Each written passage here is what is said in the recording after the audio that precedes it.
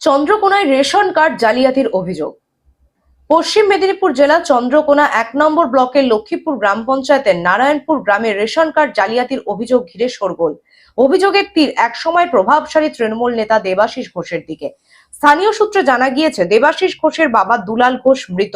অভিযোগ, তা সত্ত্বেও বিগত কয়েক বছর ধরে দেবাশিসের রেশন কার্ডে হেড অফ দ্য ফ্যামিলি হিসেবে দেখানো হচ্ছে গ্রামেরই দরিদ্র বাসিন্দা সুকুমার ঘোষের নাম।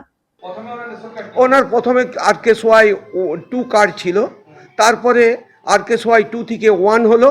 1 কার্ড হওয়ার পর কিছুদিন পরে দেখছি আবার PHH কার্ড হয়ে গেল, এবং ওই কার্ডটা সুকুমার ঘোষ ওখানকারই একজন স্থানীয় নিম্ন মধ্যবিত্ত পরিবারের একটি ছেলে, তার ফ্যামিলিতে অ্যাডজাস্ট হয়ে এই কার্ডটা হয়েছে। কিন্তু আমার অজানা, আমি কিন্তু কিছুতেই বলতে পারবো না যে এটা কিভাবে ওনার কার্ড হয়েছে। সুকুমার ঘোষের পরিবারের দাবি, বিষয়টি তারা কয়েক বছর আগেই রেশন ডিলারকে জানিয়েছিলেন, কিন্তু অভিযুক্ত নেতার প্রভাবের কারণে তখন কেউ পদক্ষেপই নেননি। যে হয়েছে মানে ওর ফোন নাম্বার আমার সঙ্গে অ্যাড করা আছে, ওখান থেকে নিয়ে আমি আবার অনলাইন দোকানে গেলাম। অনলাইন দোকানে যেই রেশন কার্ড জেরক্স করে বের করছে, সব হচ্ছে দেবাশিস ঘোষের ফোন নাম্বার বেরাচ্ছে।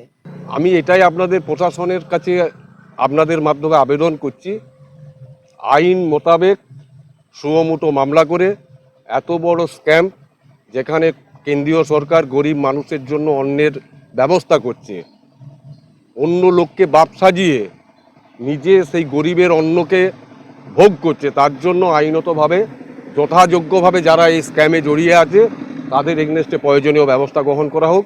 এটা আমি একজন বিজেপির কর্মী বা কার্যকর্তা হিসেবে প্রশাসনের কাছে আবেদন রাখছি। পশ্চিম মেদিনীপুর থেকে কল্যাণ মণ্ডলের রিপোর্ট, গ্লোব নিউজ। এখন থেকে গ্লোব টিভি দেখুন আপনার স্মার্টফোনে।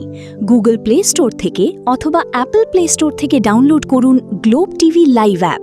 এছাড়াও জিও টিভি অ্যাপ থেকে দেখুন গ্লোব টিভি লাইভ।